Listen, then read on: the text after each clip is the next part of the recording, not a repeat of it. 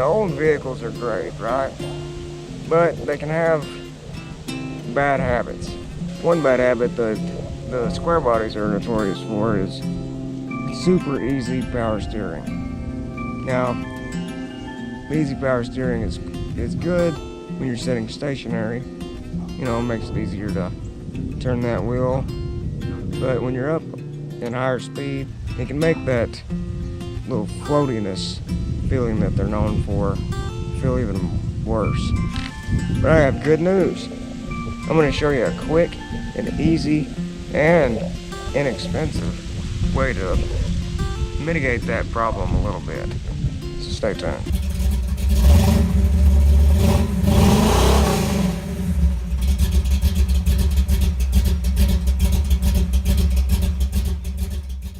Hey, welcome back. So first of all, I'm going to apologize in advance for this week's video. It's going to be pretty quick and it's not going to be that exciting. Like last week's cold start video, the weather has been super nasty. So I've had to postpone some of my better ideas for video content. But I'm going to try to give you a quick, easy tip to make your old ride a little more stable at higher speeds, especially if it has really easy power steering like the 81 through 87 square body trucks do. But real quick, if you don't know me, I'm a wheelchair user, except I'm still a die-hard car enthusiast, and here on this channel I try to make high quality, info-rich, entertaining content while still maintaining as much authenticity as possible. So if that's something that you're interested in, consider subscribing. When I first got this truck, it was completely stock. Everything was OEM pretty much. And from the very first time when I sat down behind the wheel, I realized just how easy the power steering was in this thing. I'm talking, it was crazy easy. Like almost like you could reach up and spin the wheel. And you didn't even need a fidget spinner with this thing. You get stuck in traffic, get a little antsy, you just reach up and spin the wheel. Alright, so maybe it wasn't quite that easy, but you get the point. Now the super easy steering was cool. I liked it, especially, when you're sitting stationary. Makes it easier to turn around, when you're parallel parking or, needing to turn the wheel quickly, and a lot. But after driving it a little bit, I realized that easy steering isn't so great once you increase the speed and you're, at higher speeds on the road. It kind of makes it feel a little wobbly, I guess, for lack of a better term. And these old trucks are kind of not the most stable anyway. They kind of tend to float when you're going, at a decent speed. So the power steering can be too easy. Now modern vehicles recognize this problem, and a lot of them have electric power steering. This allows you to adjust the firmness of the power steering and kind of gives you the best of both worlds. In fact, this 2014 Silverado has the electric power steering.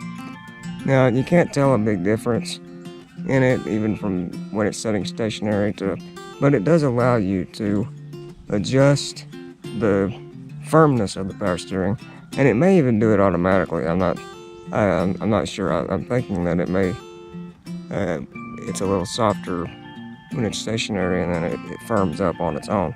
But you can definitely adjust it with the programmer. But these old trucks, they don't have fancy technology like electric power steering. So what can you do to kind of remedy this dilemma? Well, I actually figured it out on accident. I was wanting to upgrade the interior appearance to look more like a race car. Now, as you may know, a lot of old vehicles are notorious for having really large steering wheels.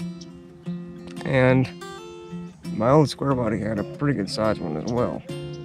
I didn't like the looks of it. It was too big, and I just wanted a custom look. So I decided to upgrade the steering wheel to one of those little, undersized ones. Give it more of a race car look. See, this is a 11.5-inch steering wheel. This is significantly smaller than the one that came with it, and I'll show you it right now. This is actually the OEM steering wheel that came in the truck. This thing's 35 years old, and it's filthy. It's been in storage for the last 8 or 9 years, so, but you can see how big it is. Well, I measured it, it's 16 inches, so it's significantly larger than the 11.5-inch wheel that's in it now. So in addition to looking cool, I realized that this steering wheel, it also helped make that super easy power steering appear a little firmer, which in turn allows me to control this truck a little bit better at higher speeds. So you're probably asking, well, how does decreasing the diameter of the steering wheel make it allow you to have more control of the truck? Well, it's basically the same concept as leverage. If you've ever worked on anything, trying to loosen or tighten a bolt, or I guess a good example would be like a lug nut on a wheel. If you're trying to take the lug nut off, if you get a longer tire iron, it allows you to put more pressure on the lug nut and ultimately loosen it easier than it would with a shorter tire iron. Well, it's basically the same concept. With a larger diameter steering wheel, it makes it feel like the steering is softer when you turn the wheel. If you have a smaller diameter, it essentially makes it feel stiffer, which is why upgrading from the original steering wheel to the little 11.5-inch wheel ultimately made the truck appear to have stiffer power steering, which allows you to have a bit more control, at higher speeds. It lets you, perceive of where the truck is on the highway a little better and keep it where you want it. So you may be saying, okay, well, that's cool, but how much trouble is it to change the steering wheel, and how expensive are they? Well, it's actually pretty simple. When I changed my steering wheel, I just went and I think to AutoZone or maybe O'Reilly's, and you can essentially rent or borrow tools. Well, you'll probably need a wheel puller, so you can go to AutoZone and borrow a steering wheel puller.